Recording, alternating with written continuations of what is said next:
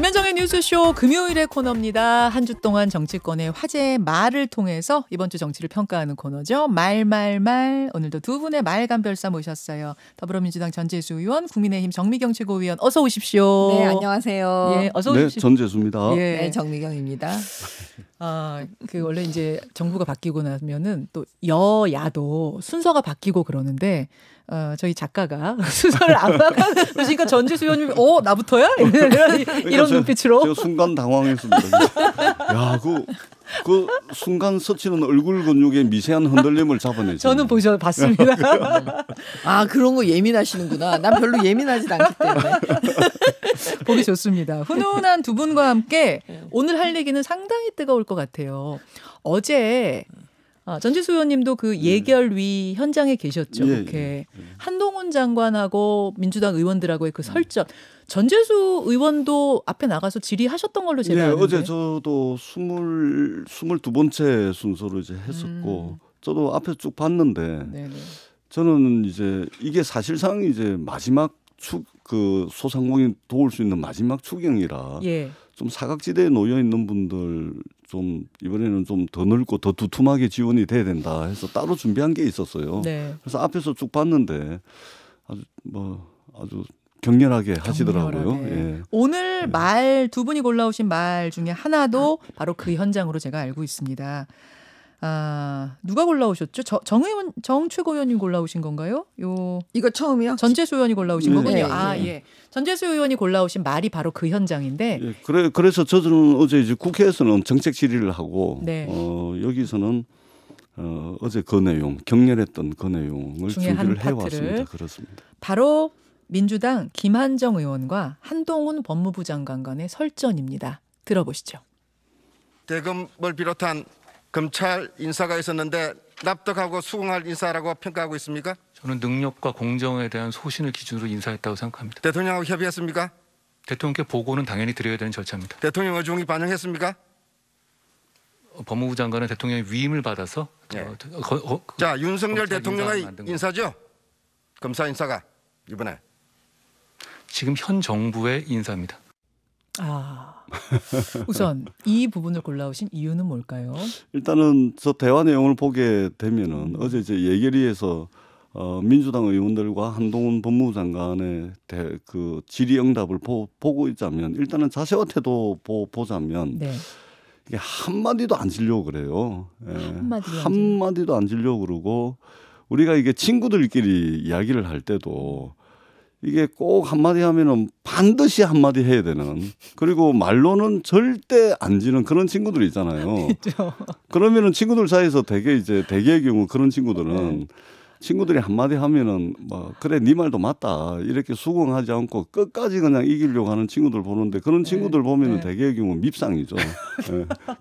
되게 밉상스럽고 저는 자세와 태도의 답변 내용을 보면은 그런 생각이 들어요. 이게 꿀벌이 이슬을 먹으면 꿀을 만들지만 독사가 이슬을 먹으면 독을 만드는 격이잖아요. 굉장히 이게 자세와 태도에서도 독이 묻어나는. 독이 묻어났다. 그런 것을 이제 느낄 수 있었고, 이 내용을 준비해 온 것은 이제 이번에 검찰 인사 때문에 그렇습니다. 잠시만요. 그 이야기 하기 전에 그러면 어제 있었던 그 질의 하이라이트를 저희가 모아봤거든요.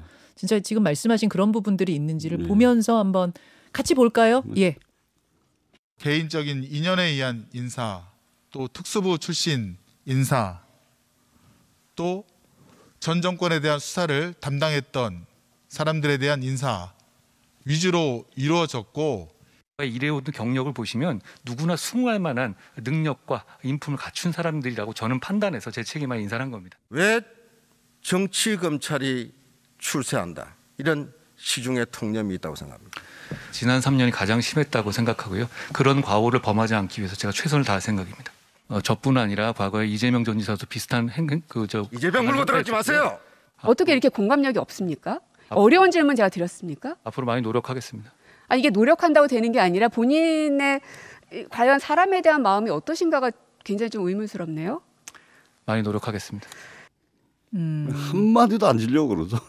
김승원 의원, 김한정 의원, 고민정 의원을 차례로 들었는데 정미경 최고위원 드디어 제 차례가 맞아요. 네, 차례 왔어요. 네. 일단은 그 지금 전재수 의원님이 얘기하는 걸 들으면 이 여의도 국회의원들의 생각을 딱 알 수가 있어요.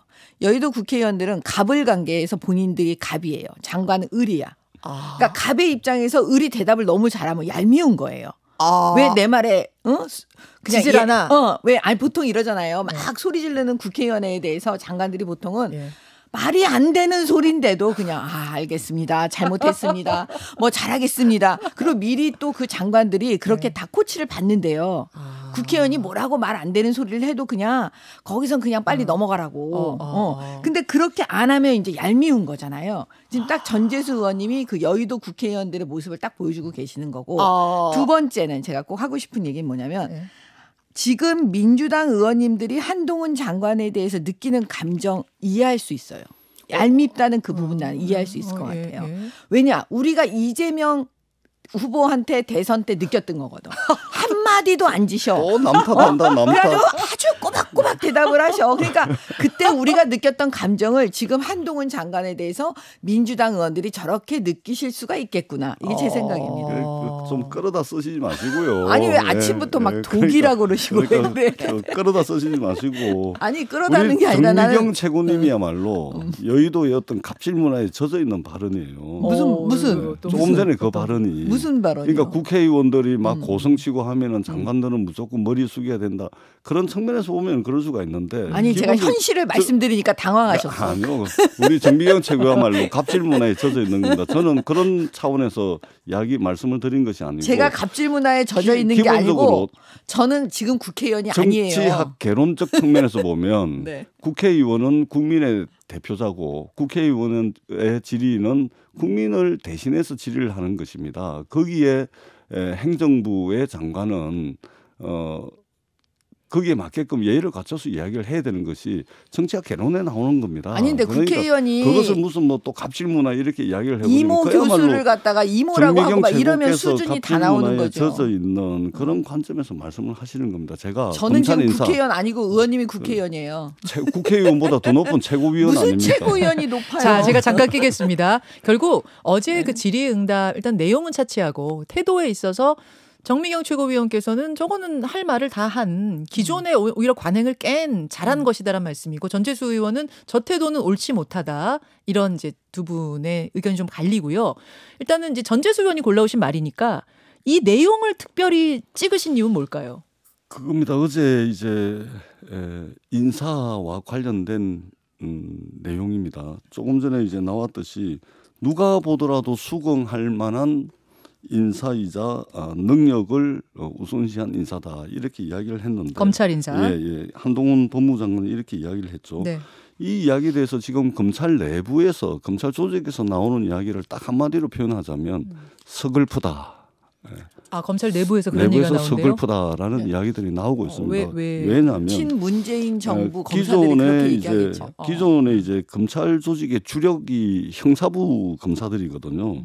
이 형사부 검사들 입장에서 볼 때 그리고 문재인 정부에서 사실은 이제 형사부 검사들을 요직에 많이 이제 등용을 했던 것이죠. 왜 주력이 형사부 검사들이니까.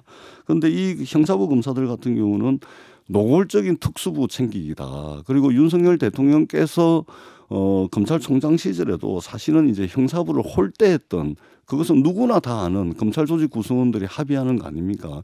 이러한 기조를 재확인하는 인사였기 때문에 이제는 대한민국이 민주공화국이고 모든 권력은 국민으로부터 나온다. 이것이 아니고 대한민국은 검찰공화국이고 모든 권력은 검찰로부터 나온다라는 것을 이제 선언한 것으로밖에 볼 수가 없고 사실은 언론에서도요. 동아일보 같은 데서도 뭐라 그러냐면 이 윤석열 사단이 요직을 싹쓸이했다. 그래서 스스로 중립성 시비를 자초했다. 이렇게 이야기를 합니다. 동아일보가? 예, 그럼 또 다른 데서는 어떻게 이야기하냐면 윤석열 대통령이 검찰에 의한 검찰을 위한 정부를 만들려고 하냐 이런 비판들이 쏟아지고 있고 검찰 조직 내에서는 서글프다라는 한 단어로 표현을 할 수가 있는 것이죠. 자, 이제 우리가 과연 이런 사상 초유의 말하자면 대통령 직할 체제로 검찰을 만들었고 대통령실과 법무부와 검찰이 한 몸이 됐습니다. 한 몸이. 자, 이렇게 만들어 가지고 이제 앞으로 무슨 일을 하는 것인지 할지 저희들이 지켜보겠다 이 말씀드립니다. 자, 정책위 의원님. 그 형사부 검사들 엄청 신경 써주시는 것처럼 얘기하시는데 그 형사부 검사 출신으로서 그러시죠? 말씀을 드리면 전 특수부 검사를 해본 적이 없어요. 형사부 검사 출신이시죠? 네, 지금 이 민주당에 대해서 분노할 거예요. 왜냐하면 검수완박 해버렸잖아요. 예? 완전히 검사들을 갖다가 핫바지로 만들어 버렸잖아요. 그런데 무슨 갑자기 또 무슨 형사부 검사, 특수부 검사 이런 얘기를 하나. 그다음에 이 모든 이 지금 이번에 한동훈 장관이 한 인사는요. 민주당의 검수완박에 대한 대응이에요. 왜냐 이제는 수사권이 없어진다니까 수사 못해요. 예? 그러면은 한동훈 장관 입장에서는 어떤 생각이 드냐면 9월까지 지금 몇 개월 안 남았잖아요. 예. 수사권 가지고 있을 4달입니다. 때. 예, 그러면 기존의 그 문재인 정권에서 하다가 못한 수사 있어요. 문재인 정권이 막아가지고 검사들 막 다 날리고 수사하던 검사들. 그러면 그거 마무리해야 될 거 아니겠습니까? 그렇기 때문에 그 이 요직에 수사 잘하는 특수통으로 집어넣고 일단 마무리는 해줘야 된다. 왜? 불가피했단 말씀이에요. 예, 마지막 수사가 될 수도 있거든요. 그러면 이 수사를 이 하던 사람들이 해야지. 안 그러면 이 수사 마무리 못 하거든요. 그 시간 안에. 잠시만 조금만 또 말씀을 드리면 제가 좀 전에 드렸던 말씀은 이제 이번 검찰 인사의 내용에 관한 부분이고 형식적 측면도 한번 볼 필요가 있습니다. 예를 들면 지금 현재 검찰 인사는 검찰 인사위원회를 열어서 법무부가 검찰총장의 의견을 들어가지고 이제 인사 기준에 대한 원칙이라든지 기준을 세워서 그렇게 인사를 하게끔 돼 있습니다. 그런데 지금 검찰 인사위원회를 완전히 무력화시킨 것이죠.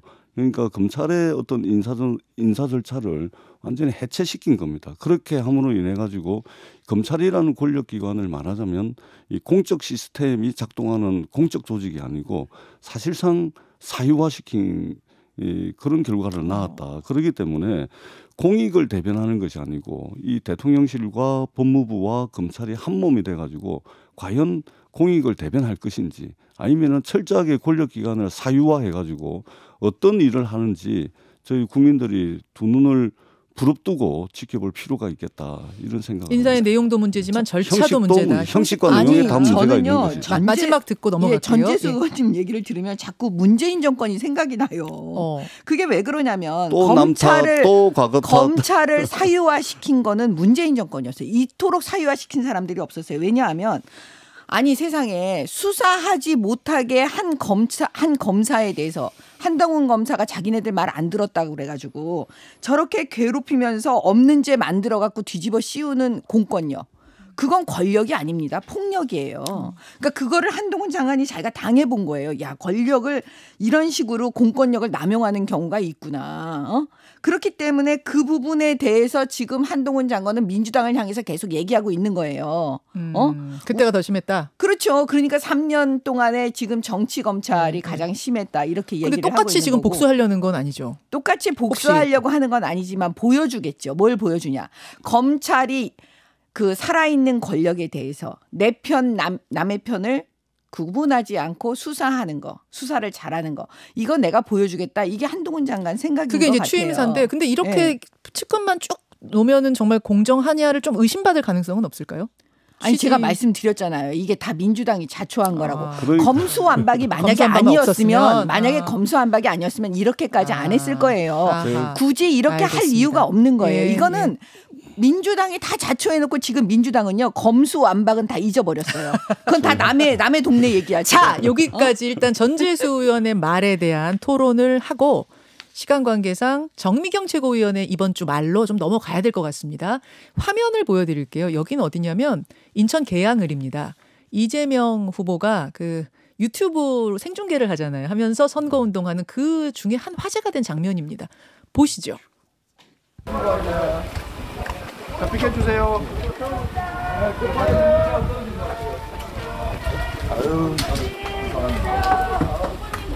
그 욕하는 거 범죄 행위입니다.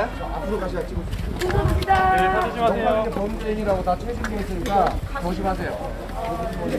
싫어하든 좋아하든 욕하는 거 안 됩니다. 그런 걸 하지 마세요.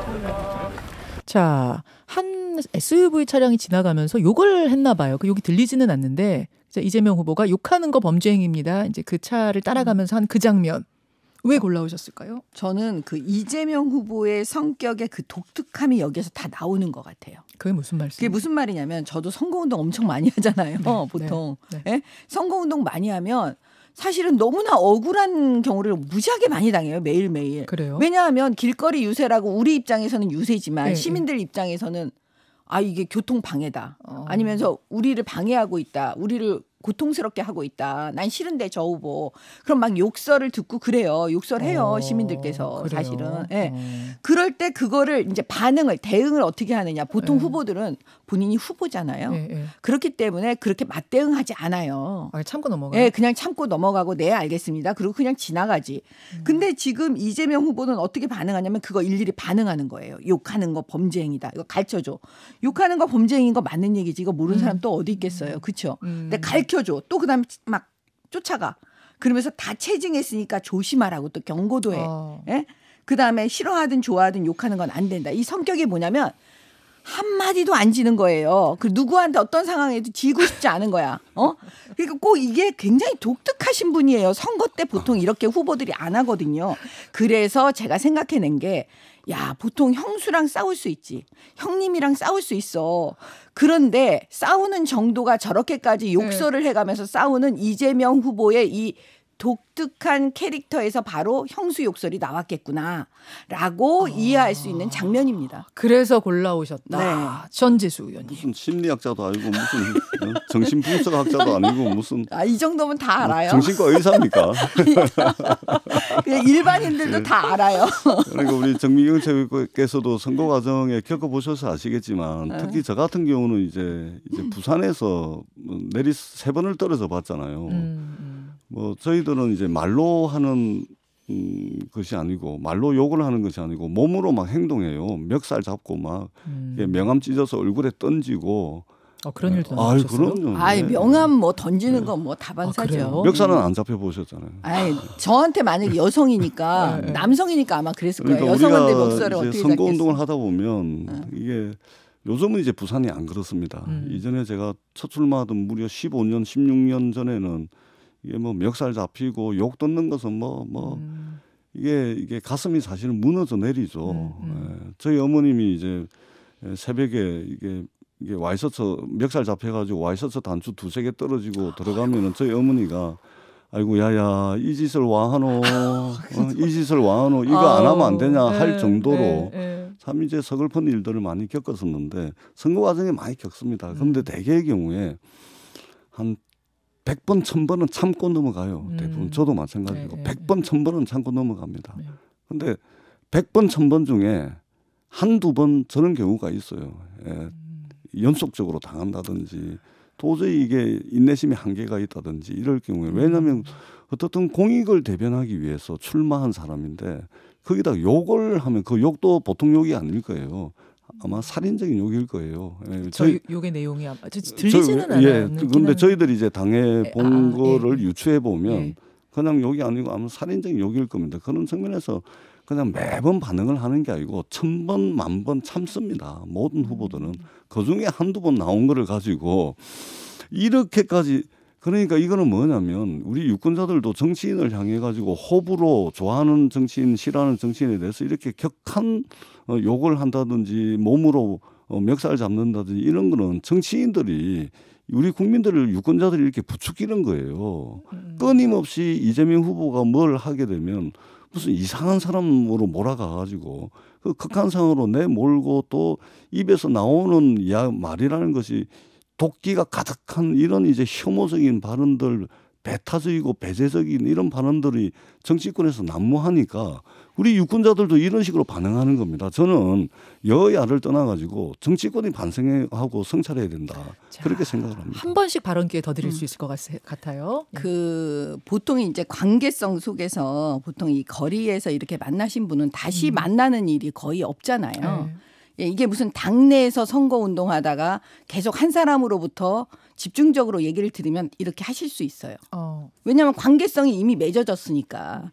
근데 문제는 이분은 다시 만날 수 없을 가능성이 더 높으신 분이거든요. 길거리에서 욕하시는 이분은. 그러면 굳이 이렇게 안 해도 되고 이거는 보통 일반인 저희 그냥 선거 후보자들은 그냥 넘어가요. 예. 근데 이걸 굳이 이렇게 한다. 하나를 보면 열을 알 수 있다라고 이재명 후보께서 보여준 게 이 장면만이 아닌 거예요. 우리가 여태까지 그랬잖아요. 대선 과정에서 이재명 후보가 어떻게 선거 유세하는지 다 봤잖아요. 그러니까 저분의 그 독특한 캐릭터를 가장 잘 보여주는 장면. 바로 이 부분입니다. 또 제가 말씀드릴 시간 다 뺏어먹고 짧게 말씀드리겠습니다. 네. 제일 길게 얘기하면서 네, 이재명 후보 아마 1000번 만번 참았을 겁니다. 1000번 만번 참은 거 한두 번 더 참았으면 하는 뭐 그런 게 좀 있고요. 우리 정치가 우리 국민들 이렇게 만들지 맙시다. 스스로 돌아보고 그렇게 했으면 좋겠다라는 기대를 가지고 있습니다. 자, 지금 1분 정도 더 남았는데 또 남았습니다. 판세만 잠깐 좀 보고 갈게요. 뭐 각종 여론에서 각종 그 언론에서 여론조사들을 하고 있는데 인천 계양을 같은 경우에 이재명 후보가 출마한 MBN이 리얼미터에 의뢰해서 5월 16일, 17일 양일간 그쪽 지역구 806명 대상으로 한 건데 이재명 후보 50.8, 윤형선 후보 40.9가 나왔습니다. 이제 9.9% 포인트 차이. 자, 이 부분을 놓고 좀 해석들이 양당이 갈리는 것 같습니다. 우선 국민의힘에서는 이게 뒤집을 수 있는 정도 상황이다 이렇게 보고 계시는 거예요? 저희는 참 놀랬어요. 그렇게 보고 있어요. 왜 그러냐면 지금 저희 내부 여론조사는 말씀 못 드리지만 지금 우리는 올라가고 있거든요. 저거 말고 따로 하고 있는 것에서 그런 느낌을 받고 있다? 네. 보고 있고요. 그다음에 또 놀라운 게 뭐냐면 원래 정상적인 이 지역 계양을의 여러 가지 그 지표를 보면 그 지금 분당 갑에 나오신 안철수 대표가 60% 넘어갔잖아요. 네. 여기도 이재명 후보가 60%를 넘어가야 되는 게 상식적이라고 두 배쯤 차이 나야 된다. 예. 그런데 지금 이렇게 지금 9.9%잖아요. 예, 자. 네. 그럼 뭐 10% 정도 차이 났잖아요. 네. 그러면은 이게 언론이든 또는 이제 국민의힘에서는 그러면 한 20% 30% 정도 차이 나야 되는데 10%밖에 차이 안 났다 이런 거 아닙니까? 예. 선거라는 것은 그런 게 아닙니다. 예. 그런 게 아니고 10%든 1%든 뭐 이기면 되는 것이고 10% 차이로 이기면은 이재명 체급에 맞는 거고 뭐 5% 차이로 이기면은 이재명 체급에 어울리지 않는 승부였다 이렇게 볼 수 있는 것은 아니다 생각을 합니다. 알겠습니다. 여기까지 오늘 뜨겁네요. 말 두 분과 함께했습니다. 고맙습니다. 네, 고맙습니다. 김현정의 뉴스쇼는 청취자 여러분의 참여로 이루어집니다. 트위터, 페이스북, 레인보우 게시판 그리고 단문 50원, 장문 100원의 유료 문자 샵 1212, 우물정 1212 통해 참여하실 수 있습니다. 김현정의 뉴스쇼 여러분과 함께 만듭니다.